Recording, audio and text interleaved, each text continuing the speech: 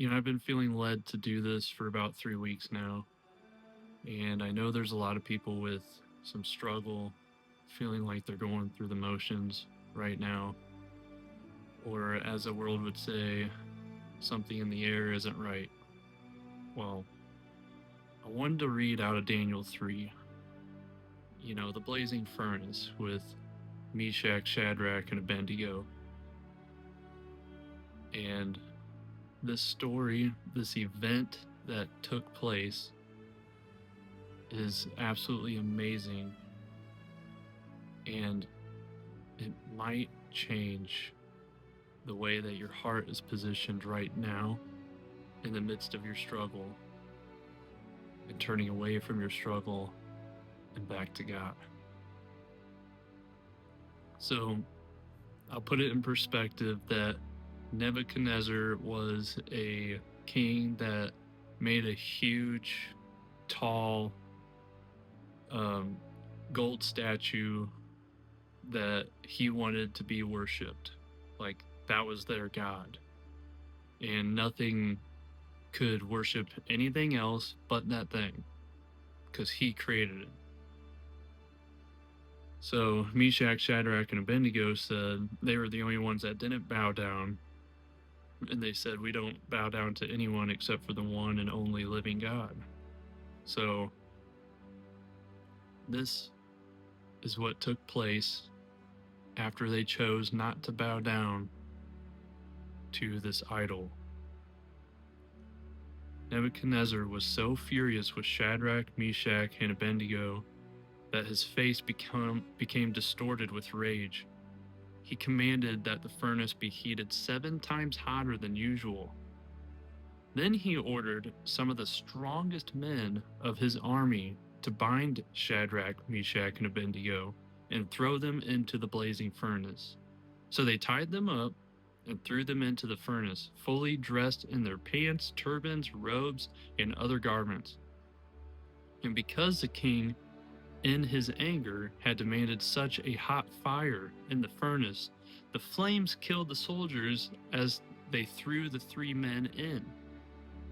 So Shadrach, Meshach, and Abednego, securely tied, fell into the roaring flames. But suddenly, Nebuchadnezzar jumped up in amazement and exclaimed to his advisors, "Didn't we tie up 3 men and throw them into the furnace?" "Yes, your majesty, we certainly did," they replied. "Look," Nebuchadnezzar shouted, "I see 4 men unbound walking around in the fire unharmed, and the 4th looks like a god." Then Nebuchadnezzar came as close as he could to the door of the flaming furnace and shouted, "Shadrach, Meshach, and Abednego, servants of the Most High God, come out, come here." So they came out of the fire. Then the high officers, officials, governors, and advisors crowded around them and saw that the fire had not touched them. Not a hair on their heads was singed, and their clothing was not scorched. They didn't even smell of smoke.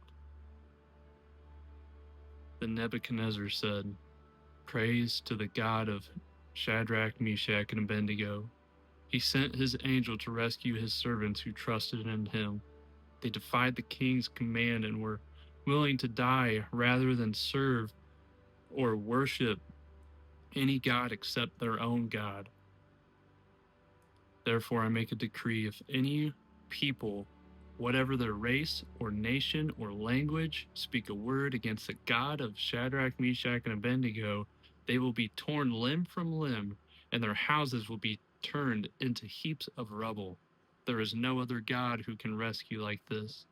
Then the king promoted Shadrach, Meshach, and Abednego to even higher positions in the province of Babylon. Like Nebuchadnezzar, we have opposition. Those that are following God and questioning Him. Why are we going through this fire? Don't forget that He is in this fire with you, and He's using you. So when you come out on the other side, everyone sees that it's God working in your life. Trust him. Have faith. Be faithful to his word, his promises. And just like Meshach, Shadrach, and Abednego, you say, if my God is good, he will keep us alive in that flame. But even if he doesn't, our hope is still in him. So even when things don't go your way, even when you feel like giving up, place your hope, faith, and trust in God, into Jesus, because Jesus was right there in that flame with them. Literally a man, a king that didn't believe in any other God except for that one that he created. And he saw with his own eyes Jesus in the middle of that flame, with them having a good time walking around talking to one another. A flame so hot, soldiers so strong, some of the strongest that he had. There is no power of the enemy over your life when you're walking where God has you placed. So if God has you wholeheartedly in surrender and obedience, he's going to walk you through that flame, and you're going to come out on the other side, and people are going to say, that is a God worth worshiping. That is a God who is living. I saw him in there. I saw him in the midst of their troubles and how they had peace, they had their joy. Nothing was stolen from them. So don't forget, enemies may surround you by the thousands on every side, but God will never forsake you. He loves you. He has unfailing love. He is faithful. He provides. And he has gone before you and won the victory of that fight that you're going through right now. What he saw 100 years ago, he sees just as clear as 100 years in your future. He knows what you will go through. And you're going to come out on the other side just fine.